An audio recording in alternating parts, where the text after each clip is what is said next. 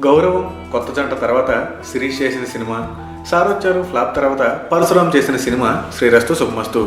Allu Sirish, Lavanya Tripathi hero హీరోయిన్స్గా చేసిన ఈ మూవీని గీత ఆర్ట్స్ ప్రొడ్యూస్ చేసింది. ఈరోజు ఆడియన్స్ ముందుకు వచ్చిన శ్రీరస్తు ఎలా ఉందో ఒకసారి చూద్దాం. రిచ్ ఫ్యామిలీకి చెందిన సిరి అలియా శిరీష్ అనుతో లవ్లో పడతాడు. తనని ఒప్పించి మ్యారేజ్ చేసుకోవాలి అనుకుంటాడు.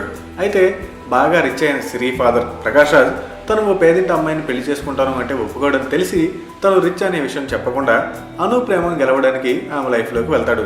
తర్వాత ఏం జరిగింది అనేదే ఈ సినిమా కథ. కథగా చూస్తే గొప్ప కథ ఏం కాదు.